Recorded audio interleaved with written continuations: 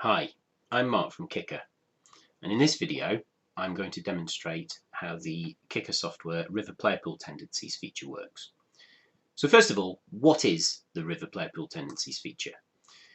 Well, this is what it looks like. We've got two filters, one at the top, one at the bottom, one in green, one in orange. And what you can do here is you can put in a load of information about what kind of flop there was, what kind of turn there was, and what kind of river there was for a particular scenario, and also information about aggressor position, bet sizing, flop and turn action. Because what you're doing is you're trying to work out how often or whether you should have called when you were on the river when facing a bet.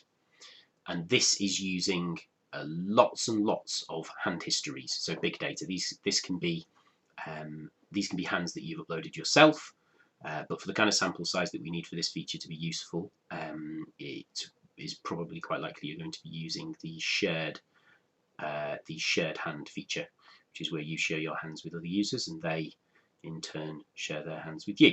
So it just aggregates up the data and gets bigger sample sizes, which is really useful for features like this.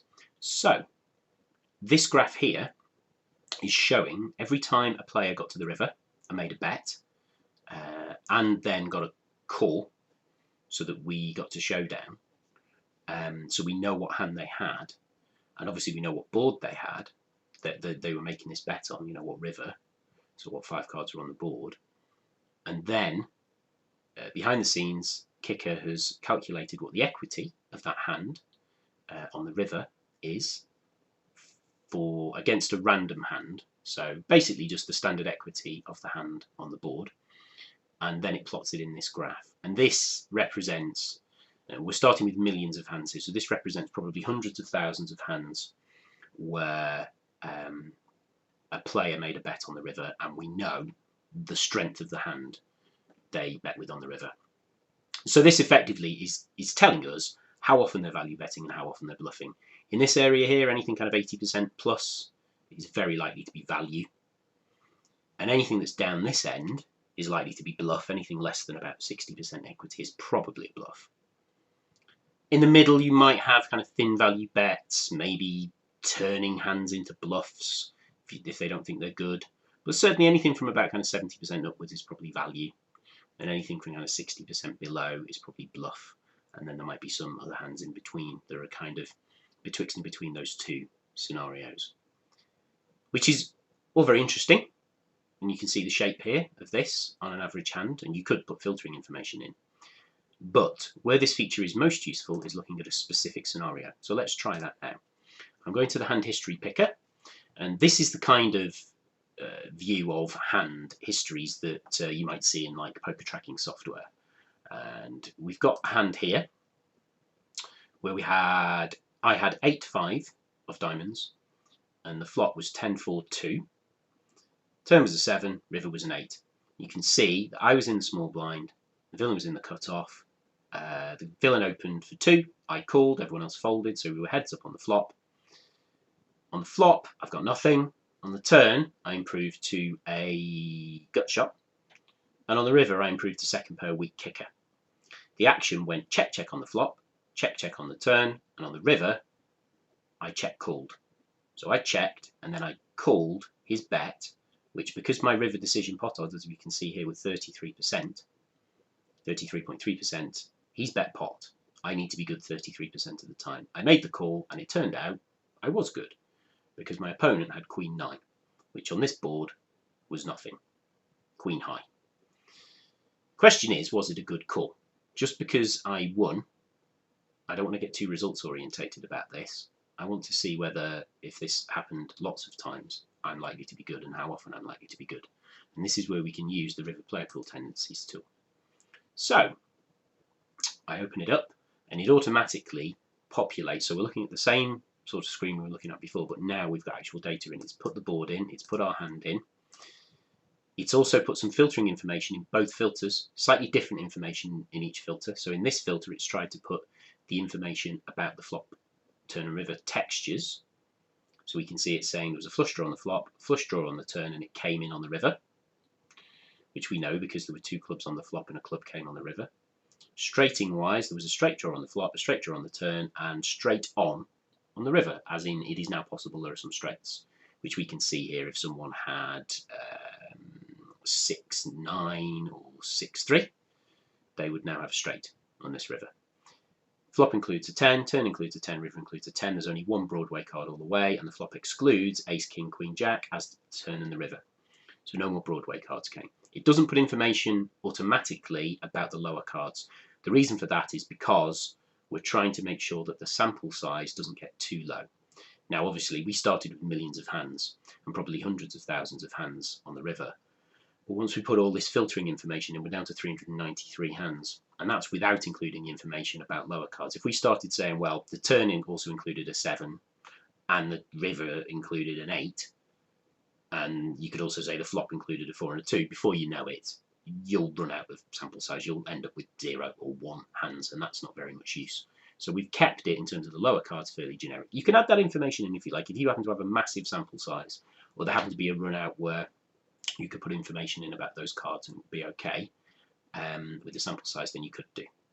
But in this case, sample size 393, that's probably about right to give us a decent sample size to try and draw conclusions from. And this is telling us we were good 36.4% of the time. So we needed to be good 33.3% of the time. So according to this, we're just about good. It was a good call. You can see that our hand is here. It's got about 65% equity against a random hand. So these whole cards, 8-5, on this board, where it ends up being top pair weak kicker on a flushing straighting board, is good about 36% of the time. As in, there are times when players are bluffing, and we can see them here. Because this is a classic bluff catching hand, second pair weak kicker. It's only going to be good if your opponent is bluffing, realistically. They're not likely to be value betting a 7 or a worse 8. So therefore, you're catching the bluffs. And these are the value hands above, marked in red. So that's saying we're good. However, we do have other information here, which is the bottom filter has the non-texture information. So it's telling us the river aggressor was in position. The river aggressor bet pot. We have a little bit of leeway on either side of that, so anywhere from kind of 90% pot to 110% pot. Because sometimes a player might make a 95% pot bet, or just over a pot bet, like 5% above pot. But functionally, that's equivalent, really, when you're analysing a big data sample to someone betting pot. So we include it in here. And the flop action went check, check, and the turn action went check, check. And this is filtered down. This isn't looking at board texture at all. This is just looking at all the times that the river aggressor was in position, the bet size was pot, roughly pot, and the action had gone check, check, check, check. And we've got 6,743 hands here that fit that profile. And ignoring texture, we are good 23.9% of the time when the action's been like this, the bet size has been like this, and the river aggressor is in position. We are way off on this metric. We're only good 24% of the time, basically. So we're good 36% of the time, which is just over where we need to be, but on this measure, we're way below. So taking those two statistics together, I think this was probably a bad call by me. Ordinarily, I'm not going to be good often enough. I'm not going to win 33% of the time, probably. The exact relationship between these two different things is difficult to know, but I mean, if they were both positive and both significantly positive, it would be a clear call. If they were both significantly negative, it would be a clear fold. In this case, we've got one that's significantly negative and one that's mildly positive. I think under those circumstances, it's safest to just fold in this spot. So I think this was probably a bad call. Let's have a look at another hand. So here's a hand where I had Queen Jack, and the board, the flop was 6 Ace 4, turn came a Jack, river came a 5. I was in the cutoff, villain was in the big blind, so I opened for, I think it was 3, and the big blind called, everyone else folded, so you can see the pot size was 6.4. The flop came as we said, it went check, check. The turn came a Jack, villain bet I called, river came a 5, villain bet I folded. And the villain bet an amount that meant that I needed to be good 30.9% of the time, which meant villain bet quite close to pot, but not quite, like about 80-something% pot probably. Okay, and I folded. So obviously I don't know what the villain had because I folded. The question is, was this a good fold? So let's do a similar analysis. So I needed to be good 30.9% of the time. This is telling me, the texture-based information is telling me I'm good 27.1% of the time. And the non-texture information is telling me I'm good 31% of the time. So the non-texture information is telling me I'm right on the cusp, right on that margin of basically 31%, which is what we need. But this is negative. This is 4 percentage points below where we need to be. So I think on this basis, this was probably a good fold. I did fold, and I probably should have folded based on this.